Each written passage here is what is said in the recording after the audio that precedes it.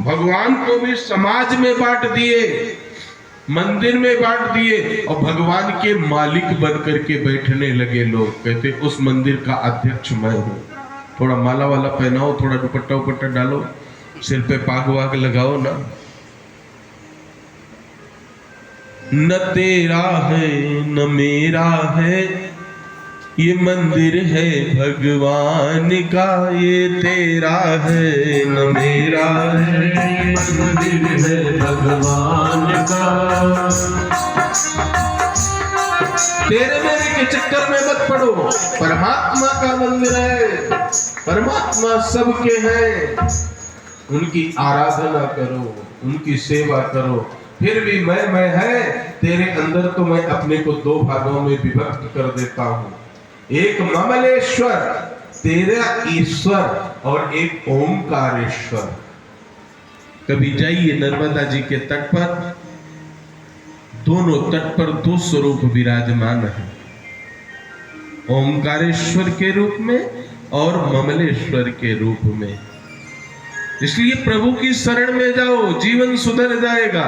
भटकने की कोई जरूरत नहीं है, भटको मत इधर से। तेरी शरण में आके मैं धन्य हो गया। जन्मों की प्यास थी जो, जन्मों की प्यास थी जो, संपन्न हो गया। तेरी शरण में आके मैं धन्य हो गया। तेरी शरण में आके मैं धन्य हो गया। ओ जन्मों की प्यास थी जो, जन्मों की प्यास थी जो, हाँ जन्मों की प्यास थी जो, जन्मों की प्यास थी जो, संपन्न हो गया। तेरी शरण में आकर मैं धन्य हो गया। तेरी शरण में आकर मैं धन्य हो गया। ओम नमः शिवाय, ओम नमः शिवाय, ओम नमः शिवाय, ओम नमः शिवाय, ओम नमः शिवाय, ओम नमः शिवाय, ओम नमः शिवाय, ओम नमः शिवाय, ओम नमः शिवाय, ओम नमः शिवाय। तेरी शरण में आके मैं धन्य हो गया। तेरी शरण में आके मैं धन्य हो गया।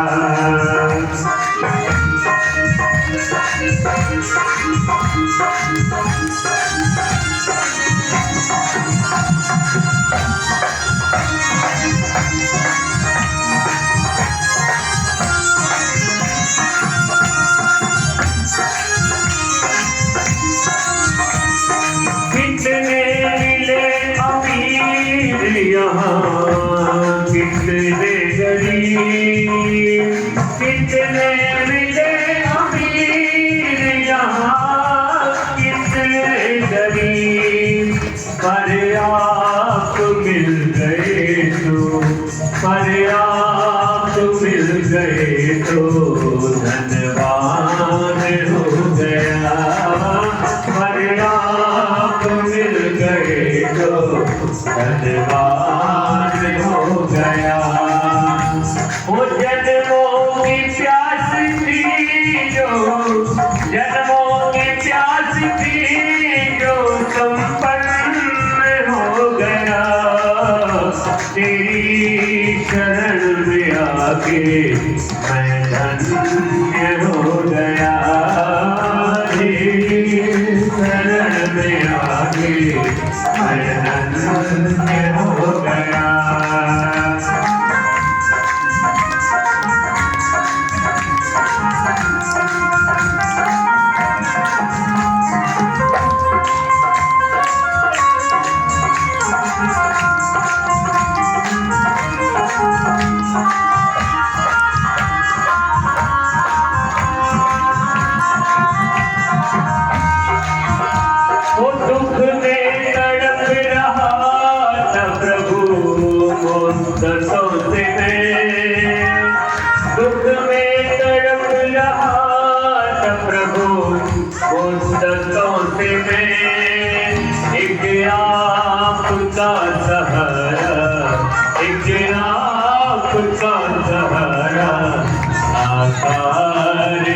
गया, तेरी चरण में आके मैं धन्य हो गया।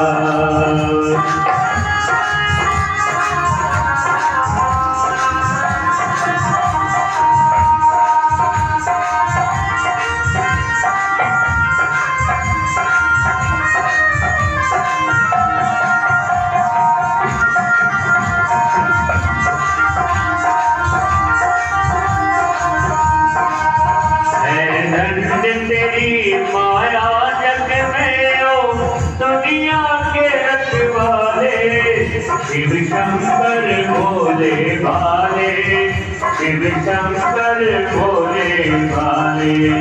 है धन्य तेरी माया जग में ओ दुनिया के रखवाले, शिव शंकर भोले भाले, शिव शंकर भोले।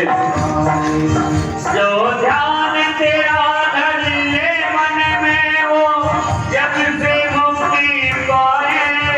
हरिओम हरिओम हरिओम हरिओम। जो ध्यान तेरा धर ले वो मन में जग से मुक्ति पाए, वो जग से मुक्ति पाए। संकट में भक्तों को जाकर तू बोले आप संभाले, शिव शंकर भोले भाले, शिव शंकर भोले भाले। ऐ दंड तेरी माया जग में ओ दुनिया के रखवाले, शिव शंकर भोले भाले, शिव शंकर भोले भाले।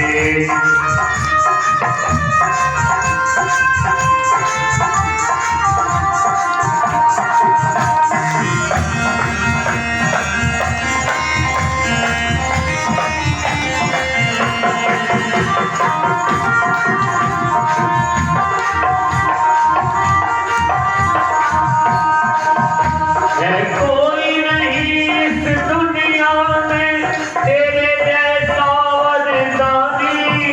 हरिओम हरिओम हरिओम हरिओम। है कोई नहीं इस दुनिया में तेरे जैसा वरदानी, तेरे जैसा वरदानी।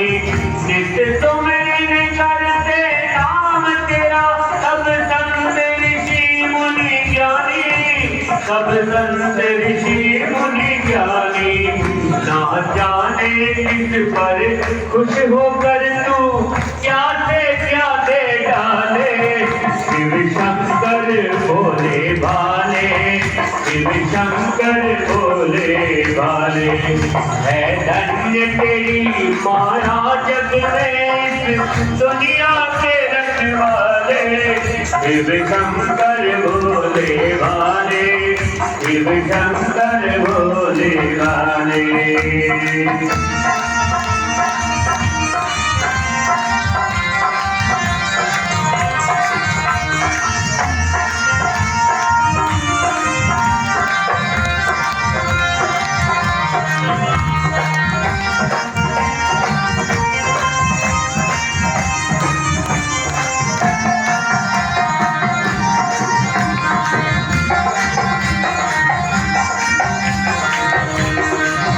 तेरे लोक के स्वामी होकर भी क्या भड़ रूप बनाया। हरिओम हरिओम हरिओम हरिओम। तेरे लोक के स्वामी होकर भी क्या भड़ रूप बनाया। कर डमरू निशील लिए और नाग गले लिपटाया, और नाग गले लिपटाया।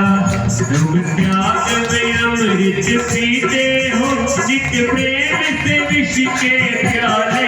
शिव शंकर भोले भाले, शिव शंकर भोले भाले, शिव शंकर भोले भाले, शिव शंकर डमरू वाले। है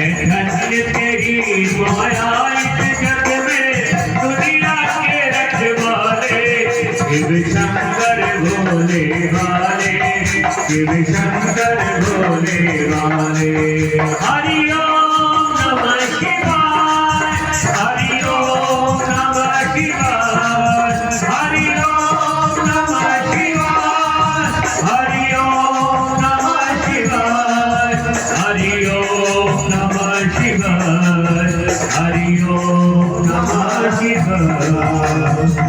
नमः पार्वती पतये हर हर महादेव। सूत जी महाराज सोमकातिक ऋषियों से कहते हैं, भगवान भोलेनाथ शिव के 12 ज्योतिर्लिंग में एक ज्योतिर्लिंग और ऐसा है जो 2 रूपों में विभक्त है। धर्म की पत्नी मूर्ति देवी के गर्भ से भगवान ने अपने को 2 भागों में विभक्त किया, नर और नारायण। बद्रिका आश्रम में बैठ करके सहस्त्र कवच नामक राक्षस का वध करने के लिए उन्होंने तप किया था। एक से एक अद्भुत राक्षस हुए हैं जिन्होंने बड़ा तप किया है। तप करके उन्होंने ब्रह्मा जी से वरदान मांगा था सहस्त्र कवच ने कि मेरा वध वही व्यक्ति कर सके जो अखंड ब्रह्मचर्य व्रत का पालन करते हुए 10,000 वर्ष तक तप करे, और 10,000 वर्ष बाद तप करने के बाद एक बार मेरे से युद्ध हो उसका, और वो केवल मेरे एक कवच का भेदन कर सके। ऐसे सहस्त्र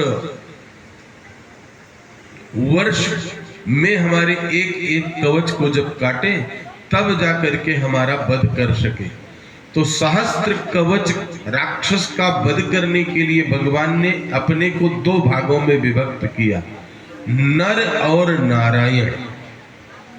नर और नारायण के रूप में विभक्त किया है। एक रूप से भजन करते रहते हैं और दूसरे रूप से राक्षस से युद्ध करते हैं।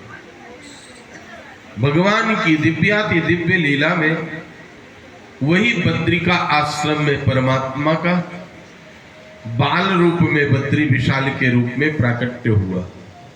ये बद्रीनाथ जो आश्रम है ना, जहां आप लोग जाते हो दर्शन करते हो, ये पूरा का पूरा केदार खंड कहलाता है। ये भारत देश 7 द्वीप और 9 खंड में बटा हुआ है। तो एक खंड का नाम क्या है?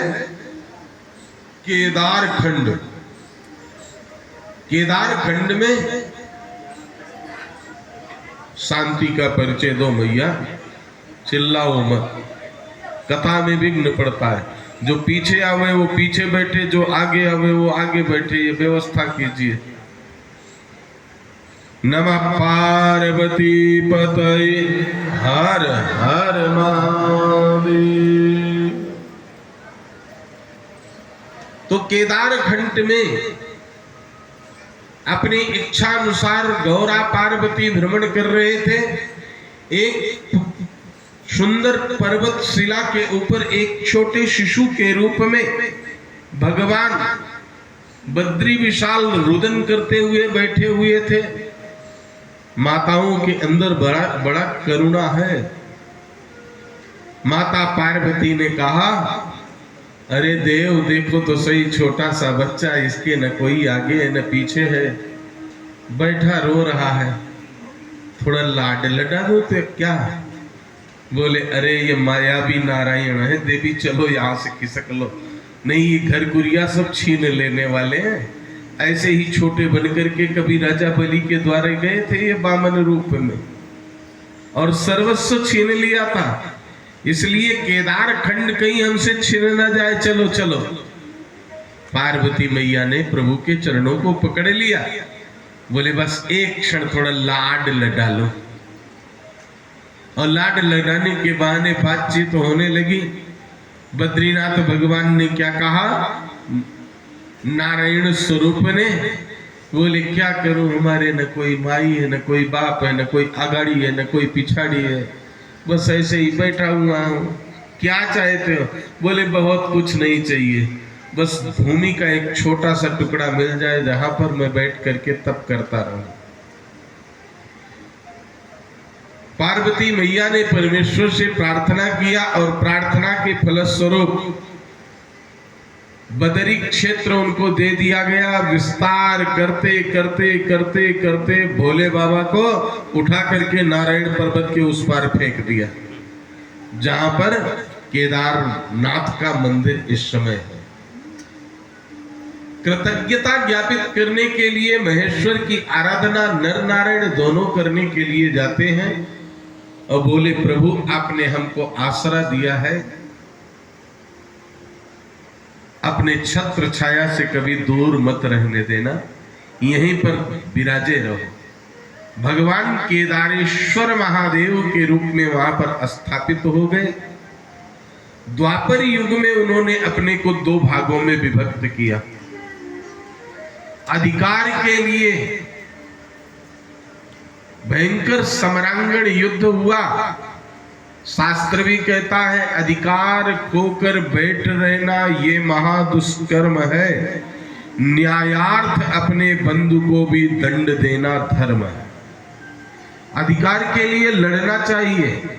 एक तो यह है कि झुक करके सेवा करके कोई कुछ ले ले, और एक है कि आंख भी दिखावे और आपकी संपत्ति भी छीने, तो उसको नहीं देना चाहिए। शास्त्र कहता है अपने अधिकार की रक्षा सबको करने का अधिकार है। तो अपने अधिकार की लड़ाई लड़ने के लिए पांडवों का समूल नाश किया है। पांडवों ने समूल नाश किया है कौरवों का। महाभारत के युद्ध के समापन पर सारा झगड़ा कब तक है? श्वास रहते रहते, उसके बाद सब बराबर हो जाता है।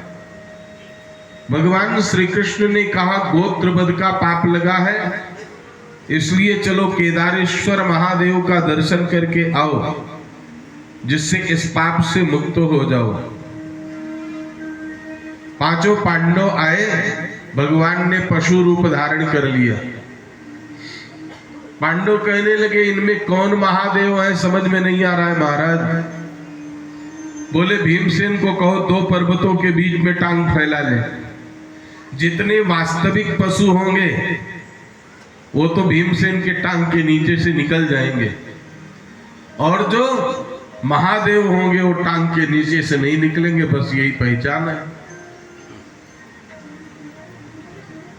भीमसेन टांग फैला करके खड़े हो गए, सहदेव डंडा लेकर के भगाने लगे। सब तो निकल गए और महादेव इधर से उधर दाएं बाएं होने लगे। कन्हैया ने कहा, पकड़ लो पांव खींच करके, भाग के जाने न पाओगे। महादेव के पैर को पकड़ करके खींच करके बैठ गए। महादेव का पृष्ठ भाग रह गया केदार में, और उनका जो सिरोभाग है वो चला गया नेपाल में, और नेपाल में पशुपतिनाथ के रूप में पूजे जा रहे हैं। महादेव का ये देश 2 स्वरूप है। कभी भी अपने को अनाथ मत समझो। ये भारत देश है। भारत देश में, भारतीय संस्कृति में, आर्य संस्कृति में, सनातन संस्कृति में चारों कोने पर 4 नाथ हैं। रामेश्वर नाथ, जगन्नाथ, द्वारिका नाथ, बद्रीनाथ, और जिसका कोई नहीं है, अनाथों के नाथ पशुपति नाथ हैं। यहाँ तो पुरुष की बात छोड़ो, पशु भी अनाथ नहीं है। लिखा हुआ है, तद रूपेण स्थितस्तत्र भक्तवत्सल नाम भाक, नयपाले शिरोभागो गतस्तद्रूपता स्थितः, तत्रैव पूजय नित्याम आज्ञां चोप्याप्य तदा, पूजितश्च स्वयं शंभुस्तत्र तस्थौ वरादनात्। भगवान महादेव का यह 12 ज्योतिर्लिंग में केदारेश्वर महादेव का संपूर्ण दर्शन का पुण्य तब मिलता है जब हम केदारनाथ और पशुपतिनाथ दोनों का दर्शन कर ले। तो नेपाल में तो एक किंवदंती और है। पशुपतिनाथ तो केवल ककुद है, जो बैल के यहाँ पर ठुड्डा निकला होता है ना, मुख भाग एक और मंदिर को मानते हैं। जो पशुपतिनाथ से लगभग 25 किलोमीटर साधन से जाने पर तब उनके दर्शन होते हैं। उनका दर्शन होने के बाद केदारेश्वर महादेव के पूरा दर्शन का पुण्य प्राप्त होता है, ऐसा नेपाल वासियों का मानना है। अभी कुछ दिन पहले भगवान की कृपा हुई और हमें भी दर्शन करने के लिए जाने का सौभाग्य प्राप्त हुआ। तो जब पशुपतिनाथ का दर्शन किए तब वहां पर ऐसा बताया गया और वहां पर हमने भी दर्शन किया था। भगवान के 12 ज्योतिर्लिंगों में भीमाशंकर ज्योतिर्लिंग के महात्म का वर्णन करते हुए सूत जी महाराज सौनकादिक ऋषियों को कथा सुना रहे हैं। आतताई दुष्ट रावण भगवान शिव का जो परम भक्त था, उसने माता जानकी का हरण किया और हरण करने के पश्चात अपने पूरे परिवार की आहुति सम्रांगण में दे दिया, जिसमें महान बलशाली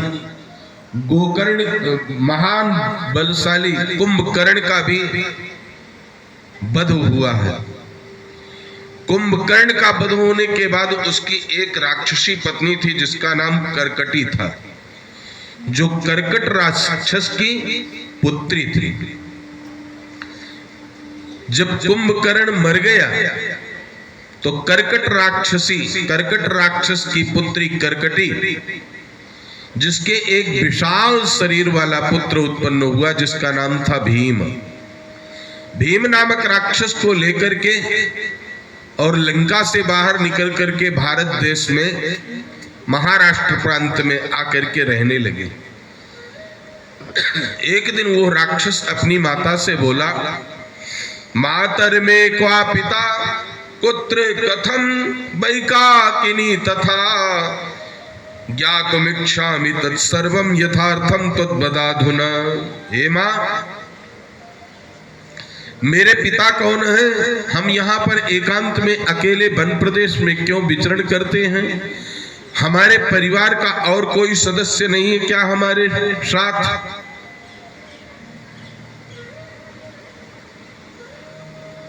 तो करकटी राक्षसी ने अपना पूरा वृत्तांत बताया। बोले, मेरे माता पिता भी रहते थे, करकट जो राक्षस थे, और मेरी माता। एक दिन भगवान के अनन्य भक्त अगस्त ऋषि के शिष्य सुतीक्ष्ण को खाने की इच्छा व्यक्त किया, इसलिए सुतीक्ष्ण ने माता पिता का वध कर दिया और भार्या की रक्षा के लिए पति का वध राम जी ने कर दिया। यद्यपि पुत्र कुंभकर्ण मेरा पहला पति नहीं था, इसके पहले भी मेरा विवाह हुआ था, लेकिन कुंभकर्ण ने मुझे जबरदस्ती उठा करके और लंका लेकर के गया था। मैं पहले विरूपाक्ष नामक राक्षस की पत्नी थी, उसका वध करके, और फिर कुंभकर्ण ने मुझको अपने वश में कर लिया था। जब रावण के छोटे भाई कुंभकर्ण का वध कर दिया गया, समूल रावण का नाश हो गया, तो मैं तुझको सुरक्षित करते हुए और अकेली इनमें विचरण करने लगी।